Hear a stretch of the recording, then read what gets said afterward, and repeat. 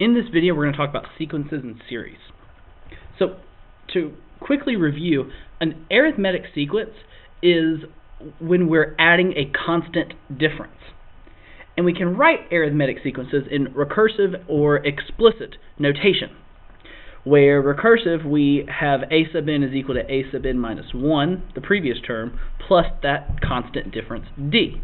And then we state where our sequence starts, saying a sub 1 is whatever.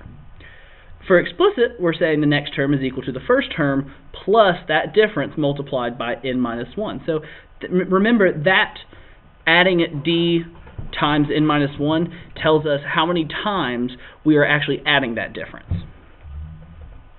A geometric sequence is when we are multiplying by a common ratio, which we denote with the variable r. The recursive form of a geometric sequence, a sub n equals a sub n minus 1 times r, the ratio, and then stating where we begin our sequence, a sub 1. The explicit, a sub n equals a sub 1 times r raised to the n minus 1, or we could say the next term, a sub n, is equal to a sub 0 times r raised to the nth. So it just really depends on, in this situation, where we're starting, if we start with 1 or 0. So, given a sequence, if we wanted to find the sum of the terms in a sequence, this is referred to as a series.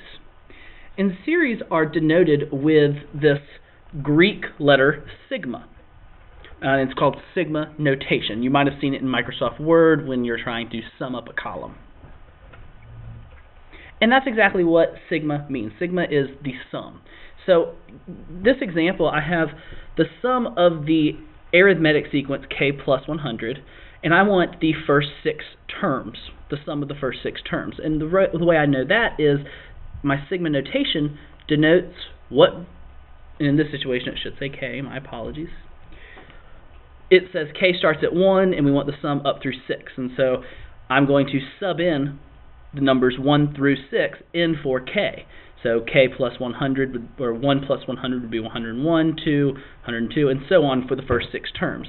And then the sum of this would be 621.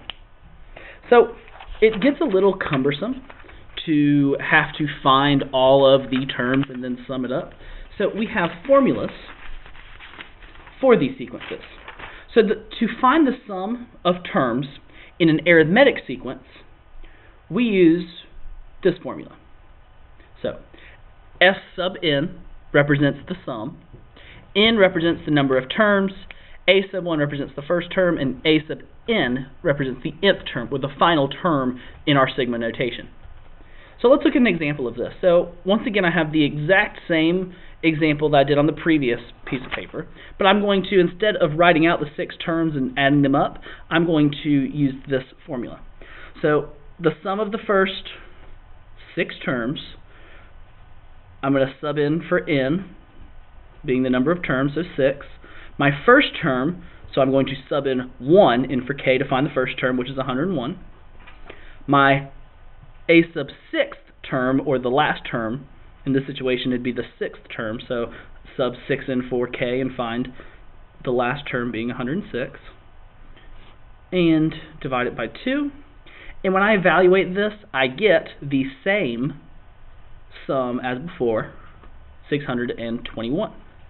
So this is very helpful when it's asking for the sum of the first 100 terms, because we don't want to have to write out the 100 terms and then make the sum. So to find the sum of a geometric sequence, we have a different formula. Very similar, however, you'll notice we use the common ratio r. So let's look at an example of the sum of a geometric sequence. So it's important that when you're given a series to evaluate, such as this one with sigma notation, it's very important that you can identify, is it geometric or arithmetic? And the way that I go about doing that is seeing if I'm multiplying a common ratio or adding a common difference. And then that determines which sum formula I'm going to use. So a sub 1 represents the first term, so I'm going to sub in 1 for I. 1 minus 1 is 0, so the first term would be 4 to the 0th, which we know to be 1. 1 minus the ratio, which is 4, raised to an nth term, so the first number of terms are going to be 9, so n would be 9 here, divided by 1 minus the ratio, which is 4. And then we can evaluate this. All right. The numerator goes to a negative 262,143, and the denominator goes to a negative 3. And then when I evaluate this, or simplify this, I get 87,381 as my sum for this series. Thanks for watching.